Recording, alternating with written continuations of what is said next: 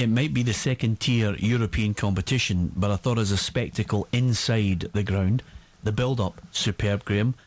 The Zenit fans, excellent. Rangers supporters inside the City of Manchester Stadium were a credit. They backed their team. They applauded them when they were staring defeat in the face, and when it was over, they realised that they'd given their all. They just didn't have the class to see off Zenit. Yes, I think the Rangers fans inside the stadium were terrific, Peter. They created a real spectacle. It was a very colourful scene. As Andy was saying, the stadium is terrific when you see it full like that.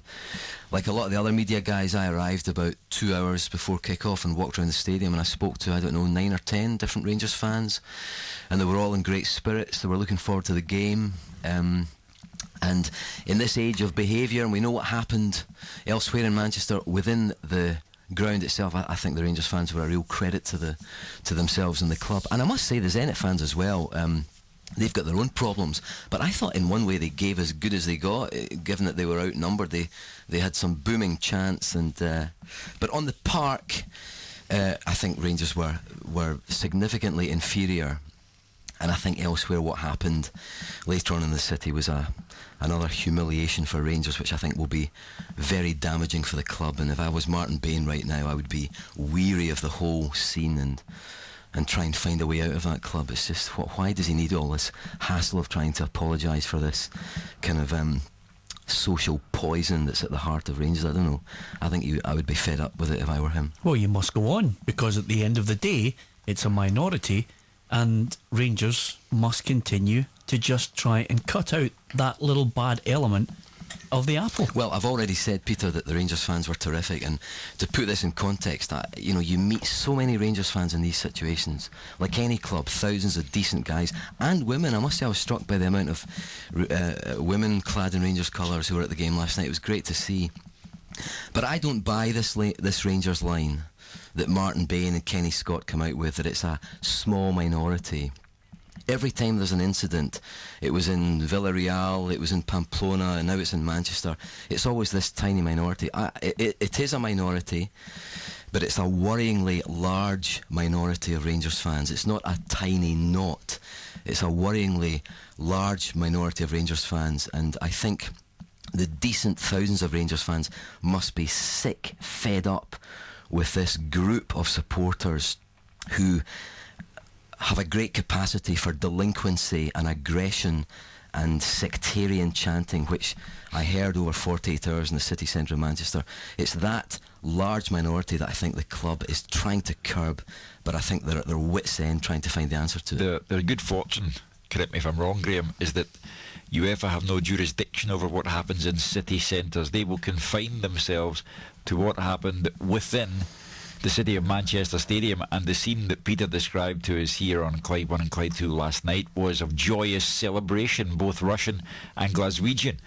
I've also heard a suggestion that those who were guilty of misbehaviour in the city centre were not the Rangers fans who would be there at Ibrox on a Saturday or at an away game, the kind of people who latch on to an occasion as big as this one. I mean, if 125,000 people went there, it stands to reason that a high percentage of them don't go to the football. Well, if they do go to the football, and if they are affiliated to any support, then that is when Rangers can really, dig their claws in it and weed them out. And it's very difficult, I know, Hugh, when people latch on.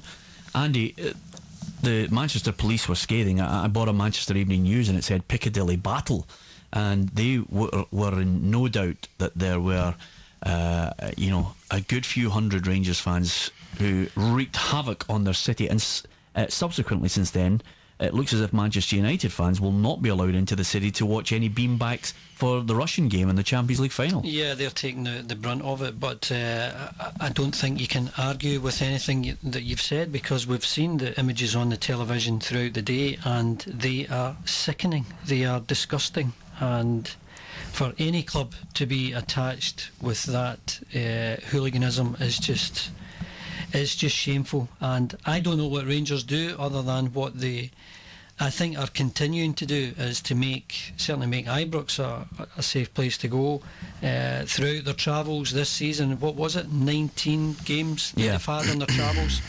I don't think there's been many incidents of, certainly nothing like that in Manchester. There might have been one or two incidents in Barcelona and the like, but by and large, I think the Rangers supporters have enjoyed their European journey. It was a recipe for disaster.